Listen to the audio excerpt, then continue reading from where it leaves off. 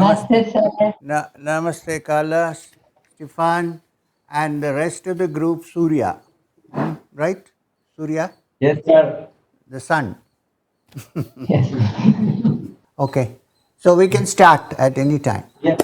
Yeah. Yes. We are ready. First, we would like to thank you for the opportunity and to address you properly to start with. Together?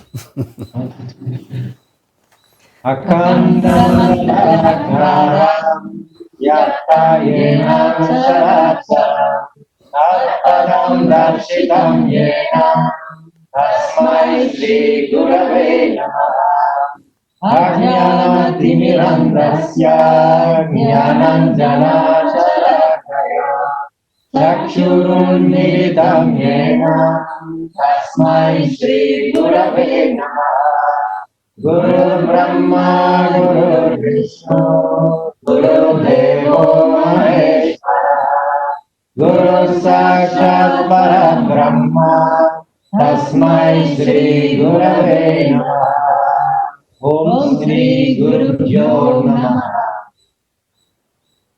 Yeah. Now we're on. Yes. That was beautifully chanted. Huh? That Guru mantra was very beautifully chanted. Very nice. Okay.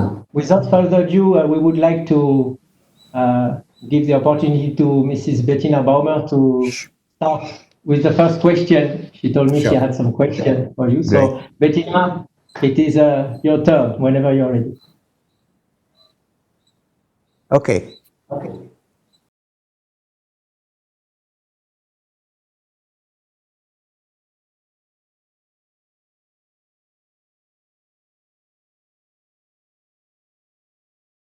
Yes.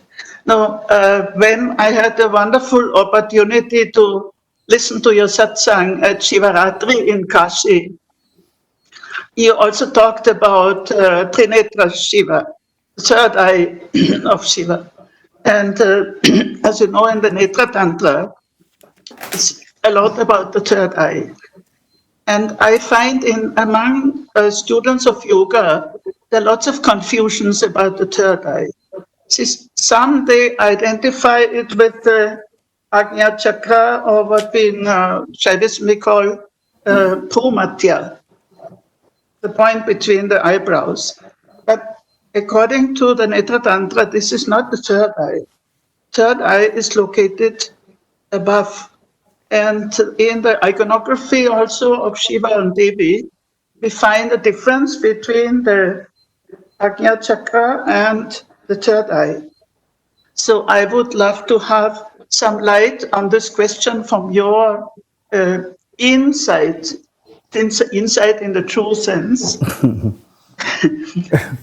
Hello. Yes, There's someone sitting near you on that side. yes, yes, yes. Okay. Namaskar. What's your name? My name is Purna. Purna. Purna. Yeah. Okay. Good. So let me explain this. You know, while when we discuss the centers of energy and the centers of contact, there is the description from the Muladhara to the Sahasrara. So, excluding the Sahasrara 6, Shat. Nobody describes even in the Tantra Sapta Chakra Nirupana, it's only Shat Chakra Nirupana. Description of the 6 centers. Why? Because the last, which is the Sahasrara, is beyond any kind of description. There is no way. You can say 1,000 petaled lotus, but 1,000 is here a metaphor. It actually means infinite. Nobody counted 1,000. Infinite number of, which means infinite expansive potential. Let's put it this way. So, this is the Sahasrara. Now, when we talk about the Ajna, The meaning of the word ajna is that which illumines. So, for some reason, even when you see in the iconography, you see the third eye is drawn like standing up, not like this. You see the iconography, the eye is not like this, it's like this. Vertical, yeah. Vertical. So, if you look carefully, the lower corner of the eye starts from Bhumadhya, but it goes up and then it comes to the center of the forehead. Yeah. Now, to access now let me we'll set that aside and go to something else. The opening of the eye of wisdom, as it's called. Well, they also call it Rudra Aksha. Eye of Rudra, Rudraksha. Now, what happens is actually the third eye is nowhere outside here. Here or anywhere. It's inside. And what you see, very subtle, and it is inside. And what we see outside, the symbol that we see, since the eyes and the mind cannot go inside, it has to go in from here. This is actually the doorway to the Trinetra. So where exactly can this be, roughly? Because you see all the centers or the chakras, the padmas, are all described along the spine. And the Brahmarandra is between the cerebellum and the cerebrum, the little Brahmadwara, which yogis use to exit. If I have to go to Paris, I have to exit from here because there are no planes available. so when Please come. Okay, and you won't see me.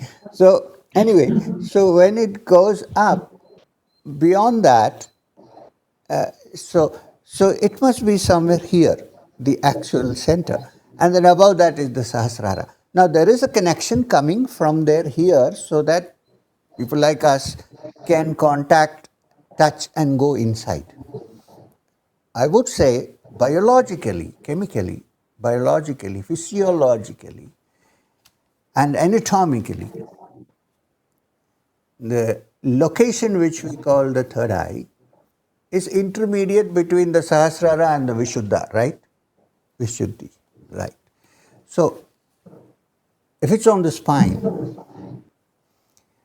this comes, there is a gland, a small little gland. I'm not saying the Padma is the gland, but I'm just looking at something else which is very close to what we are talking about. There is a tiny little pea-shaped little gland, very small, below the pituitary. Now the pituitary is the master gland which controls the entire system because it pumps in all the hormones required for goodness, for happiness, for well-being, serotonin, dopamine, the whole set of things are produced by the pituitary. So it is a master gland, which is why the human system is described as urdhvamulam mathashakham, that the roots are up above and the branches down below, because everything is here and the rest is down. Otherwise, normally in the tree the root is down and the branches are up. So this is urdhvamula, upside down.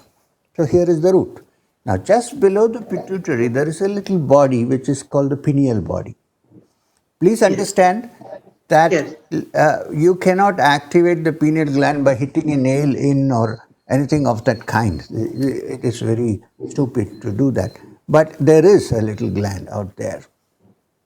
And till 100 years ago or 80 years ago, it was considered to be a useless organ, like a vestige organ, like the vermiform appendix or something like that.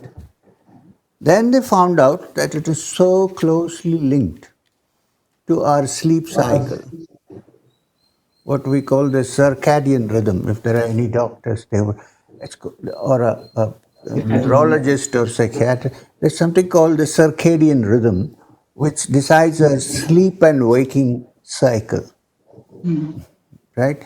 So this is why you have a jet lag. When your time changes, suddenly it goes haywire. It doesn't know when is day and when is night, and so there is a confusion. You can't sleep, all that. So what would the doctor say if you go to a doctor? Look, I just traveled for a long time, different time zones. I came back. What should I do? Say, have a tablet of melatonin. Pop a tablet in. Soon, why? Because the pineal gland is the one that controls this entire sleep and waking cycle. When it becomes dark, then the pineal gland injects a little bit of melatonin into your bloodstream, our bloodstream. That's when unless you know how to operate it yourself, voluntarily, which is not possible generally. A yogi maybe can, but so when this is operated, then you sleep when you have melatonin. Now, you know that, Bettina, you have studied so much of the scriptures. Now, the Vedanta, especially also in the Kashmir Saivism, the stages of life, stages of consciousness or planes of consciousness are the waking state, the dream state, deep sleep, Sushupti, and then Turiya. So what is the closest to Turiya is Sushupti. In fact, great masters have said that if it is possible at all, it's not possible generally, that when you are in Sushupti, if you could become aware of it, then you are in Turiya already. Unfortunately, if that's possible, it would have been nice. We could all have slept and gone to Turiya. But it doesn't. Turiya has to be experienced in the waking state. But Sushupti or deep sleep, when there is no outer cognition or inner cognition, there is not even a joint inner outer cognition, nothing exists in deep sleep. There are no dreams also happening. In that deep sleep, we are actually in our original state, but we are not aware of it. If we are aware of it, then you are no more in deep sleep, you are in Turiya. So what is the proof that there is something happening in deep sleep? Because we are not aware. This is because when we wake up, we usually say, that was a blissful sleep. So there was a witness there, although the witness was not aware at that point. But we always say, that was a blissful sleep. So there was somebody remembering this, right? At that point, it's not remembering. When you wake up, it's remembering. This is the blissfulness of our inner self in deep sleep or Sushupti. I'm coming back to the Netra. Is something everybody desires. You have shelter, you have everything. You have enjoyed your best in the outside world. Then what do you want to do next? Sleep. In fact, the maximum medicine sold today in the market is for sleeplessness. People can't sleep. So sleep is great, and this is why even if you keep an alarm in the morning when you want to wake up or whenever, you might switch it off 10 times before you wake up because you don't want to get out of this. That's so nice, so wonderful, so blissful. I'm not saying the aim of life is sleep. That would have been easy. In fact, a monk came to one of my talks and they asked him, have you anything to, I won't name anybody, anything to say? He said, what Shriyam is saying in his book is that the aim of life is deep sleep. I said, Swamiji, please. But everybody loves it. Because like the Brihadaranyaka Upanishad says, when you love your wife, you love your kid, you love your lover, it's actually the inner self that you are loving, not anything else. So, not discouraging young lovers, please. So, when this is understood, actually, while we approach from here, because that's the only available venue for us, we go deep inside, and you touch the area close to the perineum, which now has been recognized as a very important organ. Now, what I'm saying, 100 years ago, Swami Vivekananda said in one of his talks, I can't remember exactly, that the pineal gland is perhaps the root physical center, physical equivalent of the ajna. How could he know when medical science had still not gone there? He knew through his own intuition, through his own awakening, that there is a center. So actually, you may start here, but actually the whole place, when the Vaishnavas make their nama, it goes up here, right? So this is the whole link from here. I'm trying to draw, and this is also my painting studio. If you look back, I'm trying to make a bindu, or batina, and then from there to the Sahasrara, and it's moving. Who's pulling it?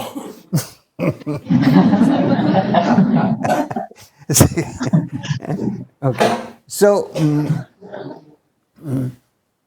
you pulled it, huh? Okay. I got worried myself. Huh? So I think I have discussed your question. I have put for thought.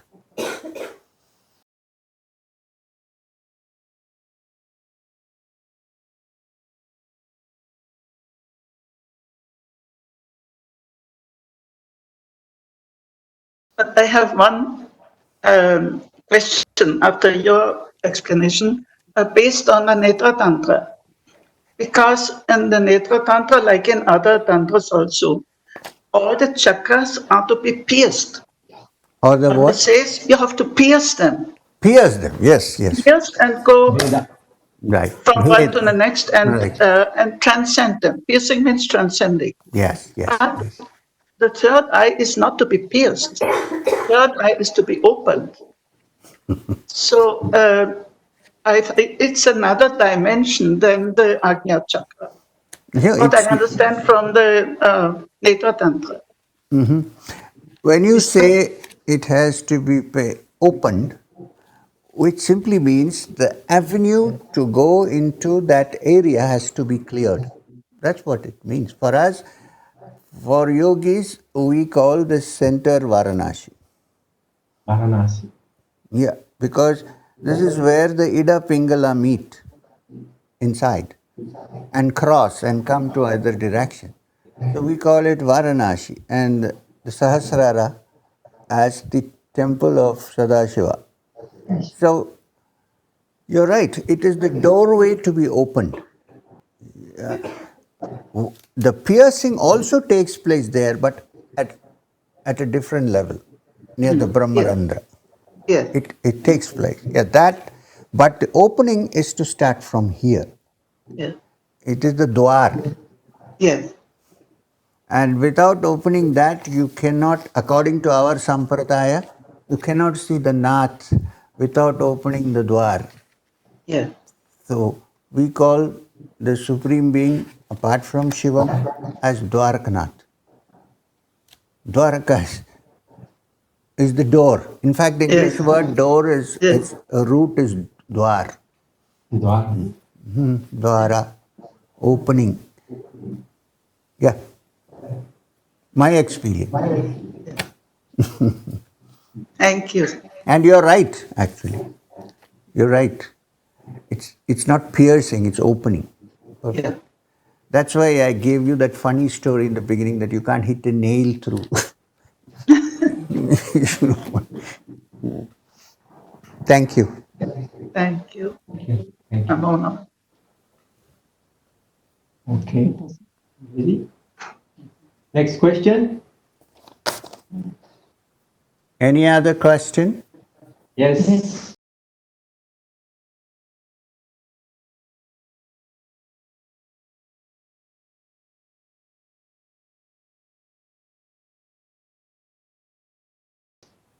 Yeah, I have a question following this line. You say in one of the satsang that there is a borderline between the waking state and the deep sleep. And someone said, you mentioned that someone said that if we keep that borderline for some time, we can know the truth. So, Sometimes I say things and then people catch me, there. And then I go back and think, did I say that? Oh, yes, I said that. But I said that a little differently. I didn't say, yeah, what I said was, there is a borderline, this understanding of the Supreme is such a subtle affair. If you go through the Vijnana Bhairav, and if you look at the different ways of recognizing in some way, they also say it's sometimes you can catch it when a sneeze is just coming up. Okay? When you're about to sneeze, you're not sneezed yet. When you sneeze, it's over. Finished. You're about to sneeze. There is one point where it's blissful, but you can't maintain it. It goes off. Finished. Right?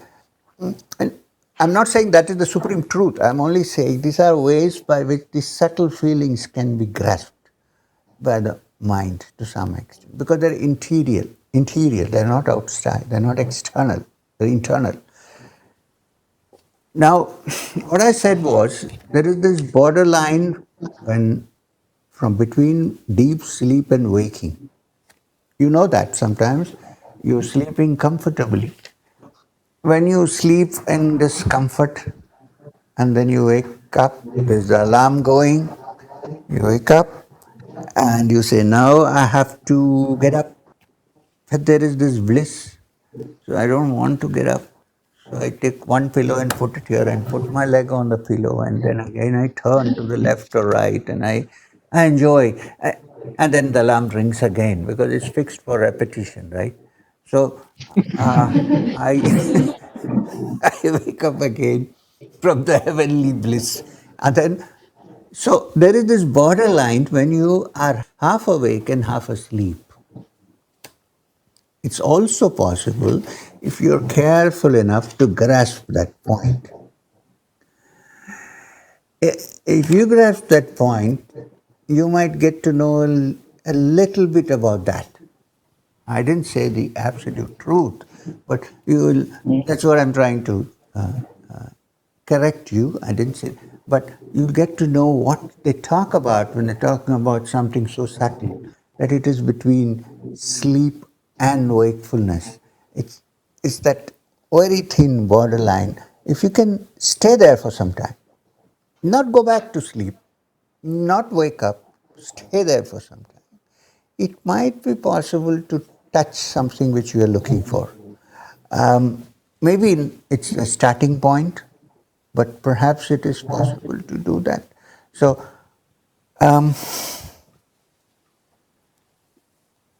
what I would suggest is, as a practical measure, that instead of still lying down, can you just put more pillows behind and sit up a little bit and then look carefully. Am I going to sleep or am I waking up? I'm going to catch the middle of this.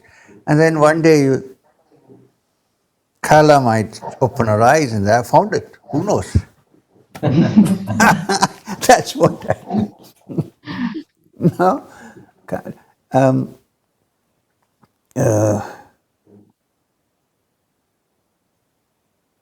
So it's like that. You're somewhere in between. And it's nice and wonderful. Oh, my Ida just now fell off. I'm getting it back. Usually in the pocket. So that's what I was talking about. But it's not as if it's not as if it's a kind of a technique. It's more of awareness. Let me put it this way. I had an experience that it relates with that, and I wanted to know how to train more about it because it came spontaneous, and I would like to know how to stay in that borderline. And spontaneous is the best. The spontaneous is the best. And then trying to get there obscures it. Because the mind has already made an image about it, right? And it's trying to get to the image when the original is gone. It's not gone anywhere, but it's gone from my understanding. It's there, of course. So, my suggestion in this matter is that if you had one such spontaneous experience between sleep and deep sleep, and it was blissful, I mean, between waking and deep, don't try to bring it back deliberately with your mind, because then your imagination becomes an effective barrier against it. You know, sometimes you don't even have to, let me explain.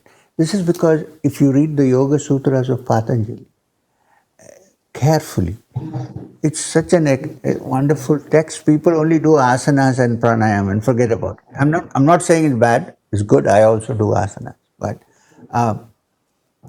if you read every word by word, there are places where it describes the mind can not see the reality even of this world, because you know yoga ultimately derives from Sankhya. So they give a lot of importance to this world. So it says that even though you see, you think that you see the world clearly,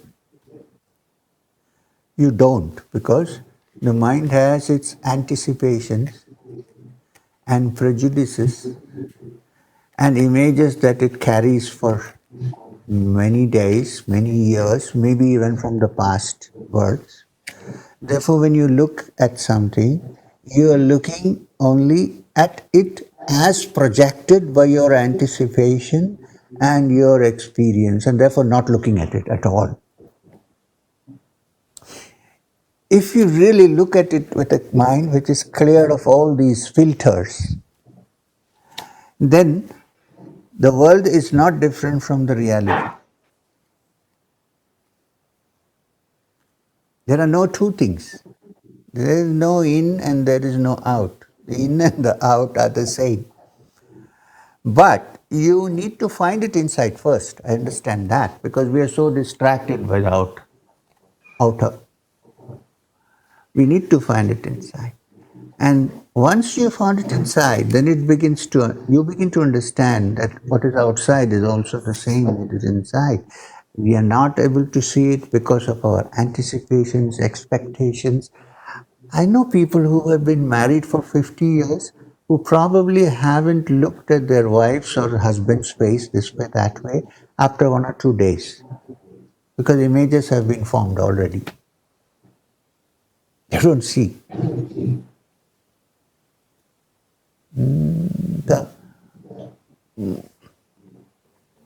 So it's like that also. So, what I was going to say, I said, wait for it, but don't project it so that you miss it when it comes. I go out onto my terrace one day and it's a beautiful full moon. I'm just giving you an example. It's a beautiful full moon. It's wonderful. I'm standing there. For some time, I don't remember that I exist because there's only the big moon out there. Almost I could touch it if I touch my hand. And then, what happens? The thought comes that in 1952, when I was in somewhere, I saw a full moon gone. The full moon before us is gone because we have begun to compare. We have begun to project. We're carrying the image of the 1952. I don't know how many of you were born in 1952. Projecting. So, what I'm trying to say is stay clear of imagining what of bringing the experience back into your mind and trying to project it. Leave it as it is. When you said it happened spontaneously, it happened without effort. So effortlessness is the secret of work. First, you need discipline. Yes, you need discipline. A good dancer has to learn the art of dancing and all the, like Bharatanatyam. I don't know about Western dance. There are many, I'm sure. But like Bharatanatyam or any one of these art forms, you work hard for many years to master the technique. Or yoga, for instance. Now look at this. Let's forget dance. Let's take yoga. Now many of you must be doing yogasanas, right? Now, when you do yogasana, it's a deliberate attempt to practice. Agreed. You have to. Several years of practice. I've been practicing yogasanas from the age of 11, 10, 11, till today. Today, I'm 72. Nobody believes me when I say this. 72. So, when you practice, but what is the definition of yoga asana according to Patanjali? Sthira Sukham Asanam. Only one sentence. Sthira Sukham Asanam. That means that posture where you can effortlessly stay for a long time and in happiness without pain is considered to be the asana, the ultimate asana. So, which doesn't mean that you shouldn't be trained in asana. You have to train yourself until a stage comes when you're doing an asana but everything is relaxed. So, from practice, you go to that which is beyond practice. But keep in mind that finally that is what we look for. What is the use of an asana? Because if I do every day and go limping because I get pain in my muscles, it doesn't mean anything. But in the beginning it happens. Then you practice, then you practice, then you practice. And one day you're doing your asanas, it's blissful, it's relaxed, it's completely spontaneous then. In fact, there are people who have not learnt any asanas, but in a certain spiritual state, they automatically start practicing asana. How does this happen? Because it comes spontaneously. I have a doubt, I have a hunch that many asanas were invented by great yogis to whom it came naturally in a certain spiritual state. Please. And then we are practicing now. So, next question.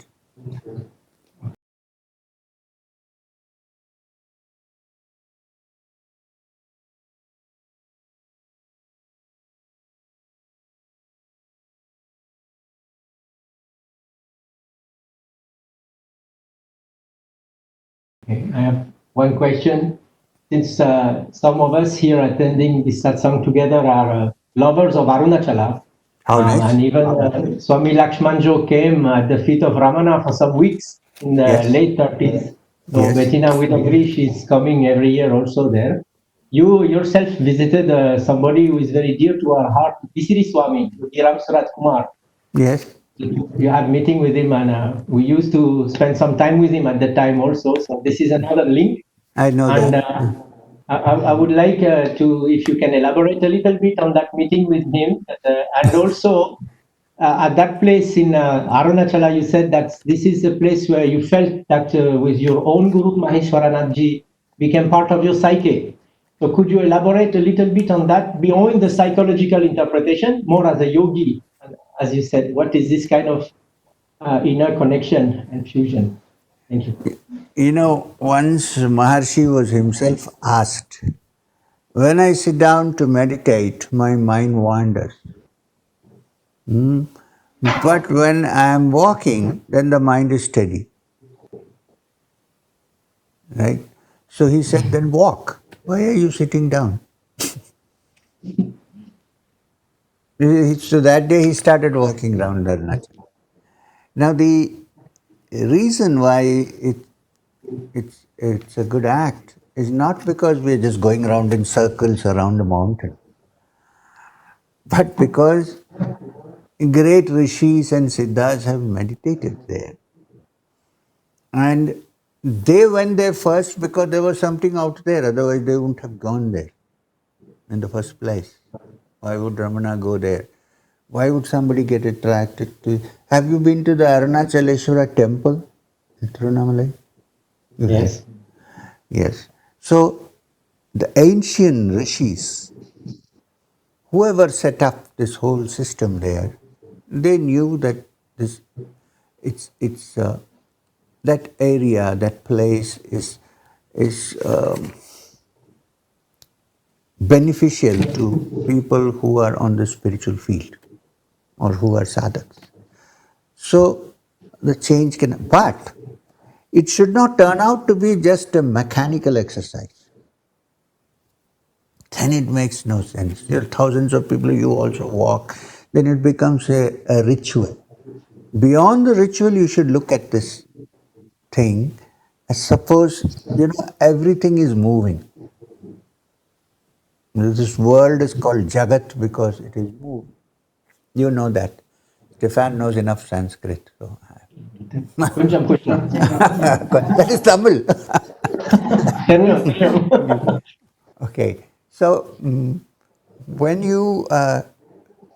the whole world is moving, which is why it's called Jagat, because it is Jagatyam. And the word in Sanskrit is Jagatyam, Jagat, which means the world is called Jagat because it is Jagatyam. But for this moving world, there is also a center, which is the Jagannath, right? The Lord of movement. So Arunachala is the fire. Aruna is fire. So in different parts of the world, now I'm going into a little controversial topic, different centers of awakening have been fixed. Arunachala is this place fixed for the Manipura, which is the Agni. Right? In fact, Shankara, when he talks about the Sri Vidya, doesn't go anywhere below this. He only stays from Manipura up. Manipura. So it is the center of fire, Agni. Right? The root word from which the Latin igne comes. Agni. Ignite. Right. So, therefore, that center is meant for that. So when you go around, then something happens. If your intention is that, if your intention is just to gossip and walk around, then it makes no sense. We walk everywhere. I mean, it's not. But if you understand this and work, there is something out of that. There is a significance there. So, yes. Then you asked me about Vishari Swami. Well, let me tell you, define you as I see him. He was a complete madman. Totally crazy. And when in fact, he was perhaps the first man to call me M. yes, that's why. Even somebody called me Shri M after that. But he was the first man. The first time I went to see him, he was staying in a small kutir next to the chariot, temple chariot. Before all this was built and people kind of, spoilt it. So he used to live in that little kutir up there. And the moment I entered, he said, Madanapalli, M. Because Madanapalli is also spelled with M.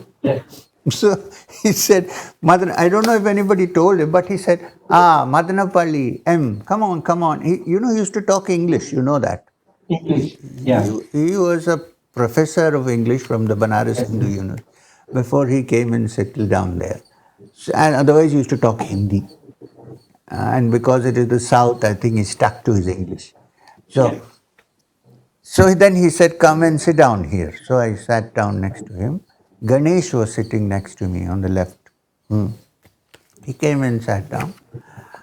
And it is very interesting because every time he said something funny, you know how he laughed. It was belly laughter, which grew from here and came out, like that. And he called himself this beggar, Yes. this beggar, this beggar. So we're sitting there and he asked, you know Ganesh? I said, I don't. Oh, he is so and so. Okay. And then he said, huh, why did you come here?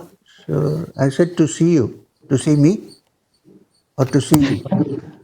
I said, to see you. He said, to see me.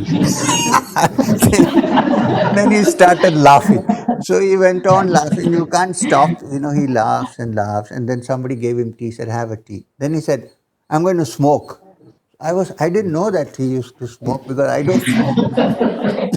So he said, I'm going to smoke. So somebody gave him a cigarette. Somebody lit a cigarette.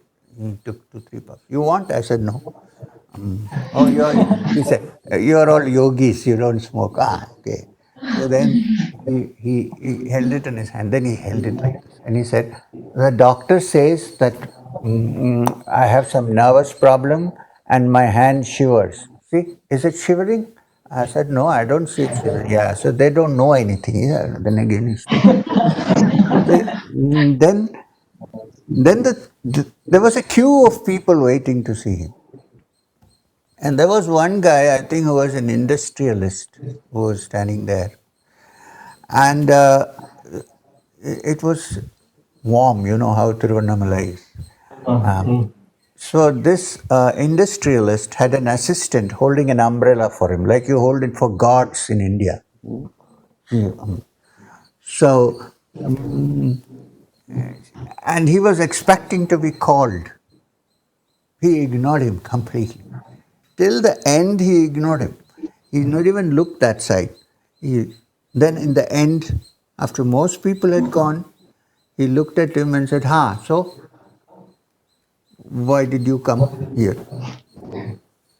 So this man wanted to show that he has everything, but, like he's a spiritual person and all that. So he said, I don't want anything from you. I have one thing only from you. What?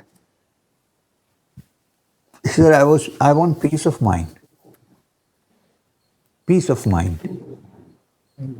You know what it means? Peace of mind.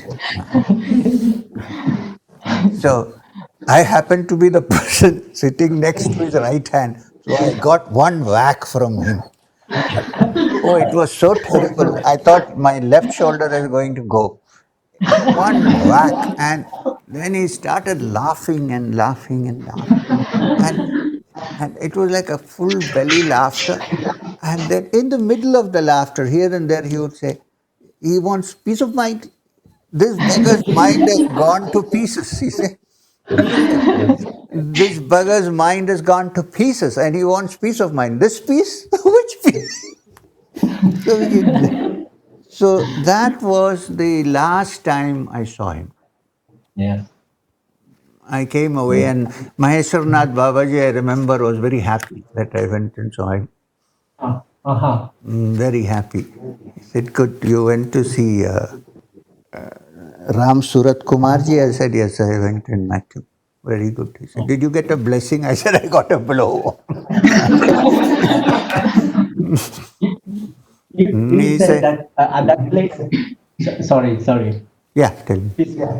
No, talking about Maheshwaranath Ji, of course, you said that in Arunachala, if I remember in the book that you write in your biography, the first book, you said that it is in this place that you felt that your guru became part of your psyche, yourself.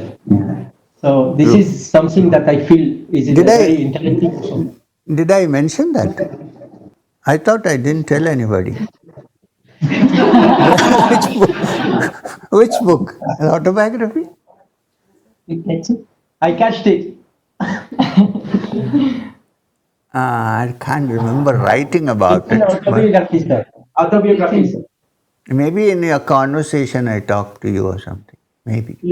I think it is in the autobiography, but it's just one sentence. It is subtle. It is just one sentence, but I catched it. I felt something was there. So that is why, but whatever you think it's appropriate, because now it's a public conversation. So you know what? Yeah, it's a public conversation. You're right. So some things can be avoided. But let me tell you this: when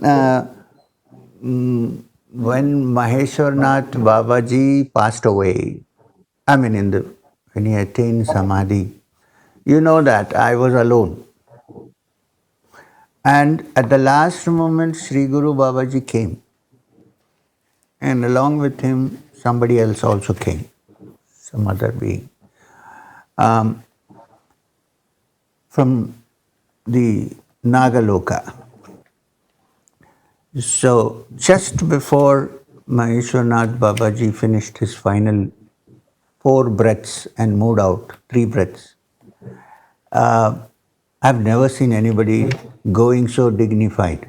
What do you mean? You do salutations to all the 4 directions, then you sit inside the pit and you breathe hard 3 times and you're gone. I mean, and you're not even sick, nothing's happened.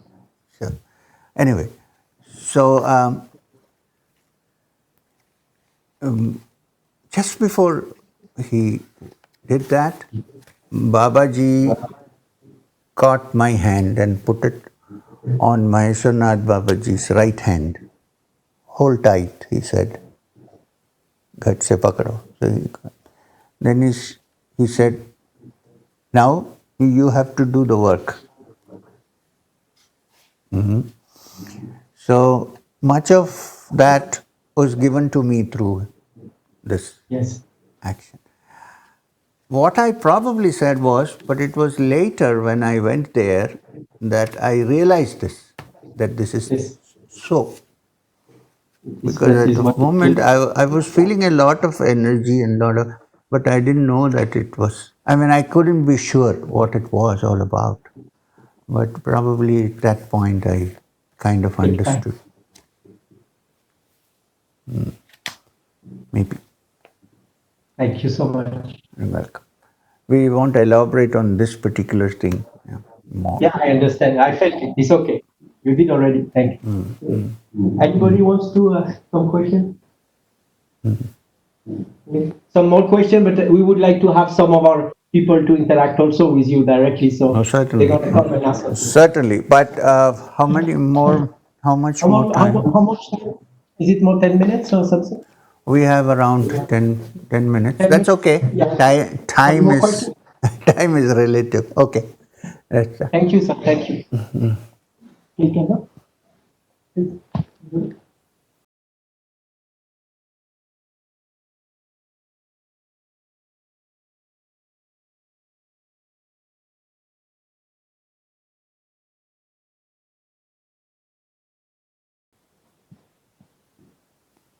Hello, sir. So I'm kind of changing subject here, and I would like to know, in a transitioning world, how can we educate our children according to yogi's values in order to raise a beautiful generation for a more loving society? Yeah. So it was a big question, but it requires an elaborate answer. But I'm trying to make it as concise as possible because of the time. One thing you should know, if you need to teach the next generation that's coming up, especially the young, that first we have to understand properly. We have to understand properly and we have to live according to the yogic way of life. If I don't live a yogic way of life, it's not possible for me to teach my children about it. Right? So first step is that. Because children are very intelligent. They can make out, are you doing exactly what you're saying and so on. They can find out very easily. So, so first we should try our best to lead in this world which we live, especially in the Western world and so on. It's not so easy, I understand. But It's possible. What is the way of simplicity is important, and the middle path is important. Don't overdo things and don't neglect things. Stay in the middle. That's Krishna describes yoga to Arjuna in the Gita by saying, this yoga is not for him who eats too much or eats too little, sleeps too much or sleeps too little. So, follow that balance. Roughly, that's more than enough. And try not to poison the body and the mind with substances which are not natural to us. Keep the mind clear. Okay, practice it. Then the children will also learn to practice. Point 1. Point 2 is, instead of trying to preach to them, put it to them in beautiful stories, nice things which they enjoy. You know, a children's life is an enjoyable life. So give them time to play, give them time. What is wrong with our modern education is you catch everybody, put them up in a classroom, shut the door, and then you try to put material into their head, into their brains. Now, what you try to give is information. Education is not information. Today, you don't have to stuff information into the head because God Google is there. With a capital G. I don't know how.